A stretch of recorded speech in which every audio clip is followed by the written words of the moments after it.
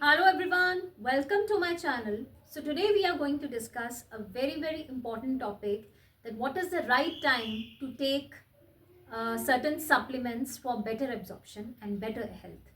देखिए, as we all know that our diet is not that rich कि हमें सारे मिनरल्स और विटामिन्स उसमें से मिल सकें, तो इसलिए आजकल के टाइम में खाने के साथ साथ बहुत इम्पॉर्टेंट है कुछ सर्टेन सप्लीमेंट्स बॉडी में लेना, और उनकी प्रॉपर एब्जॉर्प्शन उससे भी ज़्यादा इम्पॉर्टेंट है.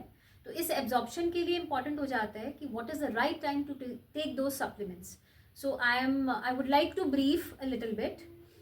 जैसे मैं बताना चाहूँगी कि जो वाइटामिन्स होते हैं वो बेसिकली दो तरह के होते हैं. एक वाटर सॉल्युबल वाइटामिन्स होते हैं, देन फैट सॉल्युबल वाइटामिन्स होते हैं. जो वाटर सॉल्युबल हैं वो जैसे वाइटामिन B12 है, देन वाइटामिन C है, देन वाइटामिन C के साथ साथ वाइटामिन B12, इवन आयरन. तो ये जो चीज़ें हैं ये एब्जॉर्ब करने के लिए सबसे ज़्यादा इम्पॉर्टेंट होता है इनको लाइट मील के बाद या एम्प्टी स्टमक लेना. फिर जो फैट सॉल्युबल वाइटामिन्स होते हैं, vitamin A, vitamin D, vitamin E, so these are fat soluble vitamins. So जो फैट सॉल्युबल वाइटामिन्स हैं उनको हैवी मील के बाद लेते हैं, यानी आपका जो मेजर मील है. सो एक तरह से थोड़ा और बताना चाहूँगी कि जो थायराइड पेशेंट्स हैं वो हमेशा थायराइड की मेडिसिन को एम्प्टी स्टमक लें.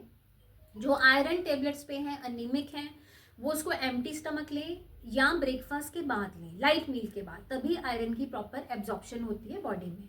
और जो कैल्शियम है उसको हमेशा हैवी मील के बाद लेना है, जैसे लंच के बाद ले सकते हैं या हैवी ब्रेकफास्ट के बाद ले सकते हैं. और इसी तरह से जो वाटर सॉल्युबल है उसको लाइट मील के बाद लेना है, जैसे हम वाइटामिन B12 है, मैग्नीशियम है, उसको लाइट मील यानी कुछ फ्रूट खाने के बाद ले सकते हैं. क्योंकि हैवी स्टमक पे जब हम ये वाइटामिन्स लेते हैं तो इनकी एब्जॉर्प्शन बिल्कुल नहीं होगी.